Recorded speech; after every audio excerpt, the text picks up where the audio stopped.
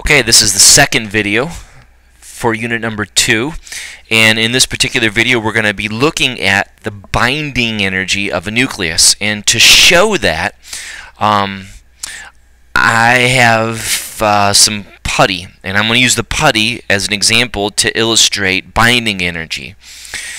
What you might want to do is, as I do this, this will help you later on in your packet. As I do this example, you might want to illustrate it on the piece of paper where it says diagram and discussion. What I do with this putty, you might want to illustrate, and feel free to stop the video, take a couple notes, record it, that type of thing, because it's going to be very, very helpful for you a little later on. So here we go. We're going to start off with what's called nitrogen, and I'll see if I can get all this in the video here. We're going to start off with what's called nitrogen 15, and I'm going to show you what that really means as I start to put all of these in the field of view here so you can see them all. Let's see if I can do that. Are they all in there now? Let's count them up. Alright, nitrogen 15. Alright, nitrogen 15 has 7 protons. So these guys over here, okay, are going to be protons. And so I'll maybe just write protons. Okay, so blue is protons. Think of it that way. And then over here, I have neutrons. Okay, and 1, 2, 3, 4, 5, 6, 7, 8. So I got neutrons, and I have 8 of them. Protons, I've got 7 of them. Alright, now, the other thing that you want to see, boy, that neutron didn't come out. Can you see it written on the table now? I got a horrible glare. I don't know where the glare is coming from. There it is. Okay. You can actually see the neutrons now written. There it is. Written right there. Okay.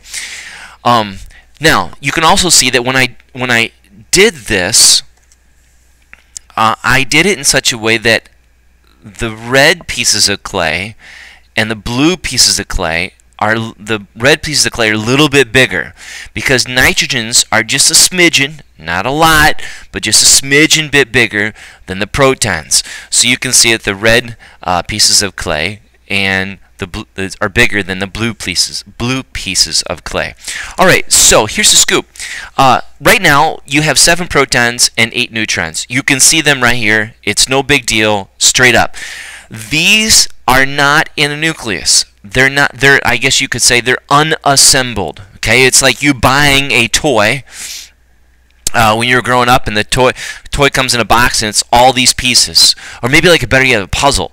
A puzzle has all these pieces, and when the puzzle is unassembled, then here are the pieces of the puzzle. They're unassembled. They're all just lying around, and I could mix these around, okay, kind of like this, okay.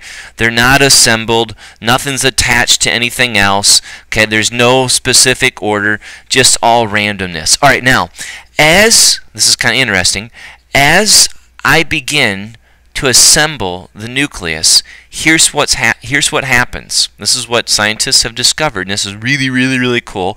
And the implications of this is very, very large. I'm going to scooch this over because I'm going to need just a little bit of room. All right, so I put these two guys together, and when I do that, I have to take just a little bitty mass, see it right there, from this guy, and a little bit of mass from that guy. I'm just going to kind of just keep track of it here. I just assembled these two, and when I assembled these two, some of that mass I'm going to put over here, and I'll tell you why in just a bit. I'm going to take this guy, put him on here, take a little bit of his mass, put him over here. Take a little bit of his mass. A little bit of his mass. I'm just taking this nucleus and just assembling it ever so slowly. A little bit of his mass. A little bit of his mass. How about a little bit of his mass? A little bit of his mass. That's a little bitty guy. Come on. Get off my finger. There it is. How about a little bit of this mass right there? A little bit of this mass right there. A little bit of this mass right there. A little bit of this mass right there. I got two more left. This guy and this guy. Alright, now I have just assembled my nitrogen 15 nucleus. This is what it looks like. Okay, there are still 7 protons and 8 I'm sorry, I said that wrong. 7 protons and 7 protons and 8 neutrons. Let me try that one more time. 7 protons and 8 neutrons. And there it is. There's my nucleus. It's assembled. Now, what's interesting, if I were to ask you a question, think about this. Here's the question. How does the mass of this compare to the mass of all of them before I assembled them? Think of the mass of all those neutrons and protons beforehand, and now compare it to this mass. Isn't this mass here that I'm holding in my hand less than the mass that I had beforehand? And I hope you say yes. And the reason is because a little bit, as I assembled it, I took a little bit of mass, and here's the evidence of it, a little bit of mass, I took a little bit of that mass and put it on the side. So this is the mass that was removed from these guys. So this guy, the mass of this guy, is less than what I started. It's almost as if I take a puzzle, and as I assemble the pieces of a puzzle, the puzzle at the end weighs less than all the pieces beforehand. That's what happens when you assemble a nucleus. When you assemble a nucleus, the mass of the nucleus is actually lighter, it's lower than the mass of the constituent particles beforehand. And this is the mass that was removed. Now, what happens to all this mass? Let me kind of just collect all this. It's not a lot. It's very little mass. Okay, I'll try to get it all here. Okay, here it is. Here's this mass right there. What happens to that mass? Well, we just learned in the previous video that we know that I can destroy mass, and if I destroy mass, it becomes energy.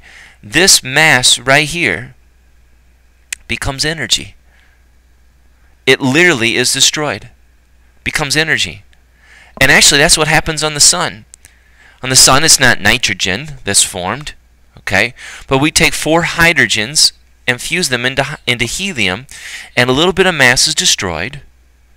That destroyed mass becomes energy, or sunshine. Okay? We also call this mass right here, and this is going to be important in just a bit, the mass that was destroyed, we call that binding energy.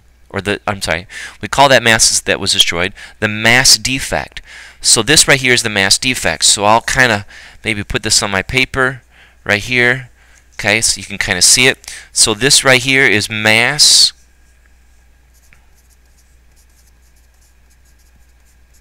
It's called the mass defect.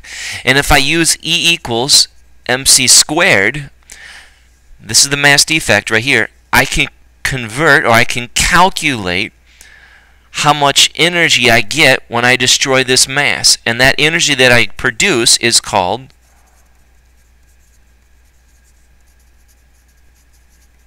binding energy. So let's do it one more time, and then I'll go through the bullet points. This guy right here, okay, this is the nucleus. We know that the nucleus is lighter when it's put together than when it starts. It loses mass as you assemble it. The mass that I lose is right here. That mass is called the mass defect. That's the amount of mass that I lose. It's also the amount of mass that's destroyed. And how much energy do I get when I destroy that energy? We call that the binding energy. There it is right there. Now, the whole process can go in reverse. If I take a nucleus apart, like this, so if I disassemble it, then I'd have to take a little bit of this mass and put it back on this guy, and a little bit of this mass, put it back on this guy. You get the idea. I'm not going to go through the whole process. But as I take it apart, the mass of these guys actually goes back up, and I actually create mass. This would be the amount of mass I create. And how do you create that mass? Well, I create it by destroying energy. And I destroy energy to disassemble the nucleus. Alright, there's my analogy. I'm going to push this to the side. And we'll see if we can answer these questions in the area that you have. And here's the first one. I'll zoom in just a little bit. Alright, so let's see if we can get these now. When a nucleus is assembled, that's when I put it together. Okay, and it's real important that you get that straight. When you put it together, energy is created. The energy, see if I can pull this out. I'm not sure if this is going to be good for you or bad for you. The energy that is released, okay, or created, comes from destroyed mass. This was the destroyed mass right there. That's the mass that was destroyed, and this becomes energy. When the nucleus is assembled, the mass of each neutron and proton actually decreases by a small amount. And you saw that. As I put this thing together, I took off a little bit of mass each time. And so the mass actually shrinks just a little bit. That's when I put them together. Now the reverse happens when I take it apart. So here it is. When a nucleus is disassembled or broken apart, energy is destroyed. The energy required to disassemble a nucleus is converted into mass. So when I take this apart, I take a little bit of this mass and put it back on there. When the nucleus is disassembled, the mass of each neutron and proton actually increases. Now that's kind of tough to keep straight in your head. That's not an easy thing to do. You might have to stop the video, kind of think about it for a second. But what is written there is true. Okay, now let's go through a couple terms. Binding energy. Binding energy is the amount of energy required to disassemble an okay, here it is. Binding energy is the amount of energy required to remove an electron from an atom. So it's not just restricted to nucleons like protons and neutrons. You can also remove an electron. That's binding energy as well. We'll talk about that in a later video. Or a baryon. Now this is the first time we've come across this word, baryon. Baryon is simply a proton or a neutron. So let's try this again. Binding energy is the amount of energy required to remove an electron, or it's the amount of energy needed to remove a baryon, which is a proton or neutron, from the nucleus. The term binding energy can be very misleading. Binding energy is not the amount of energy needed to assemble or bind the nucleus. It's confusing. They should have chosen a different word. This is what we've got, and we got to go with it. Rather, binding energy is the amount of energy needed to disassemble.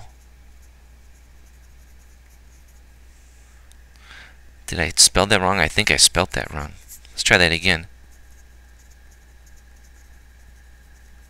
Disassemble a nucleus. Alright, couple other just key things that you're going to need as we move along. Energy can also be measured in what's called electron volts.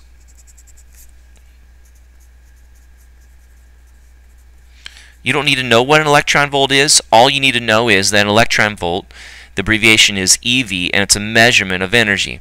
But typically we don't do electron volts because they're too small. We use what's called mega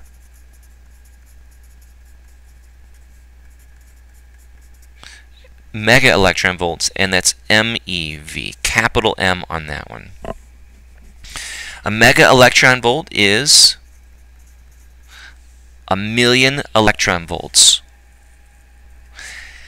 The amount of energy needed to remove one electron from a hydrogen atom, this is going to be important in a little bit later on, is 13.7 electron volts.